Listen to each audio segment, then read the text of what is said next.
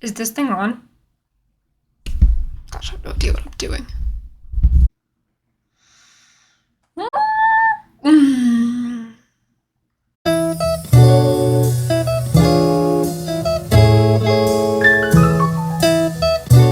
Hi everyone, my name is Melanie, and today I want to share something a little personal. Something that completely shifted my world. So late last year, I wrote these words into my journal. In a world of wildflowers, I am a mushroom. And in those 9 simple words, I captured a monumental change in my identity. To really understand how, we need to rewind a few months to mid-2024.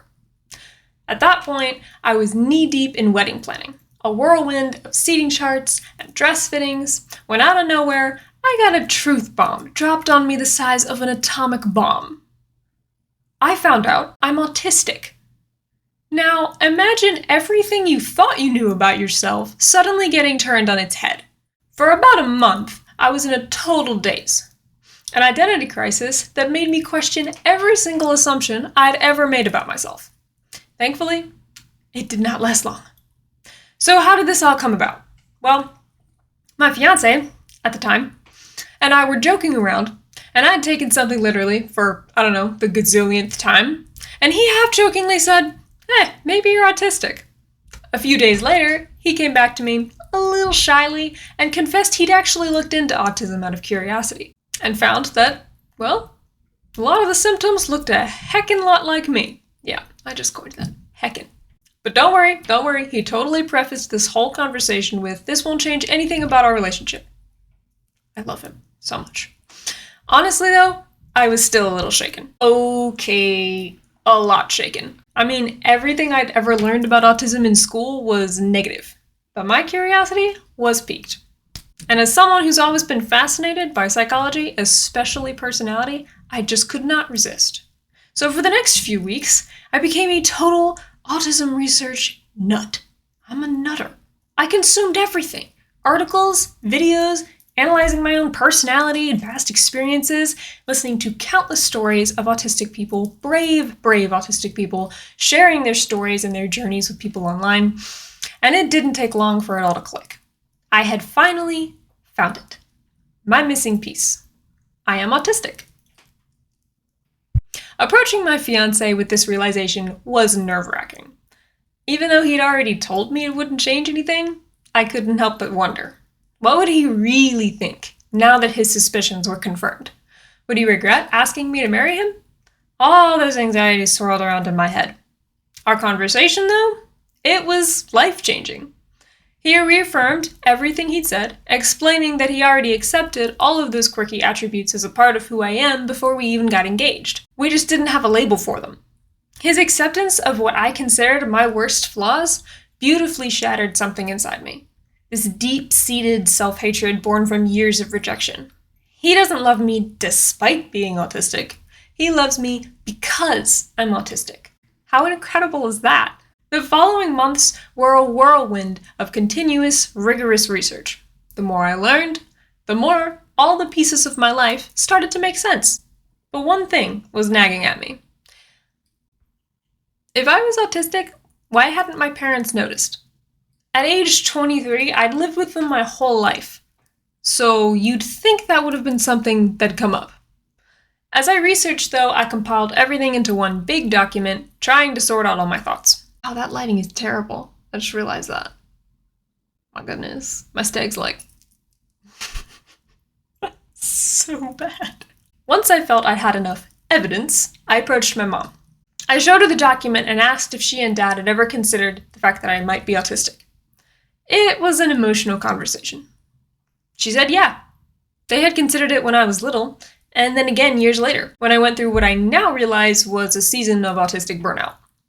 Hearing that confirmation, I could finally breathe a huge sigh of relief, because it wasn't all just in my head. The more I learned, the more I truly began to see myself.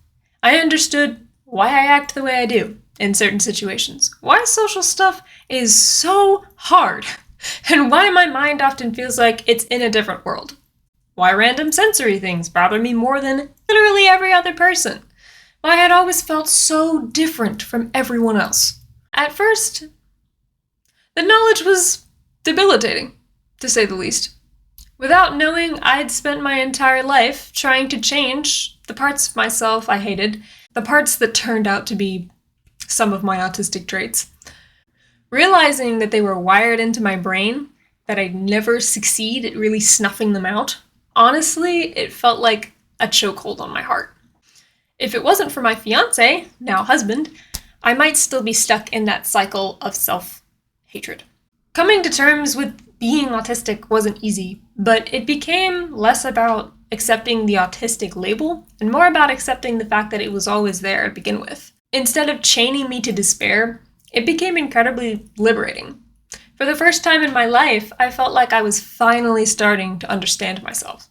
I'd taken almost every personality test out there, but none of them had ever come close to explaining what that one thing about myself that no one, not even me, seemed to grasp. That little thing that set me apart. And I don't necessarily mean in a good way. The true freedom hit me one day when the most painful parts of my past began to make sense. For some quick context, I've been deeply hurt by people, friends, who just abandoned me. The reasons were always the same.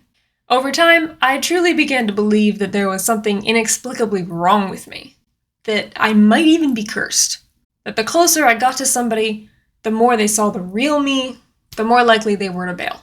But through the lens of being autistic, everything just kind of clicked. They left me not because I was broken, a bad friend, or cursed.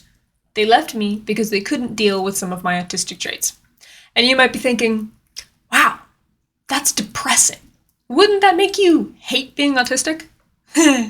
No, because you see, for me, autism was the reason they couldn't accept me, not me as a person.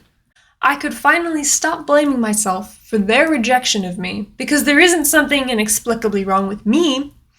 I'm always going to be the way I am. I'm always going to be autistic. For them to look at me, though, and pick out reasons that they don't like me and then walk away, that's not my fault. They just couldn't accept my autistic traits. And that's the tough truth I think all autistic people know deep down.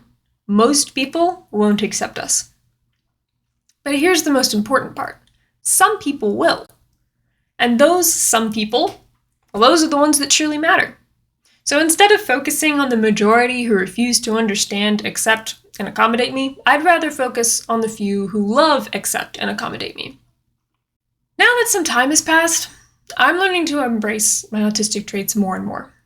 It's been challenging, but so incredibly rewarding. I have learned so much, and honestly, I just want to share that knowledge with the world.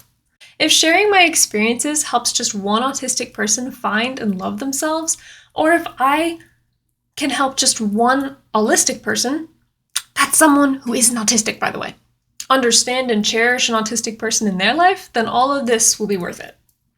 My name is Melanie, and this is my story. If you made it to the end of this video, thank you so much for sticking with me. And if you would like to become a mushroom among wildflowers, please consider subscribing to my YouTube channel or my blog. The link is in the description. It would mean so much to me, and thank you again for walking along this journey with me. I'll see you in the next one.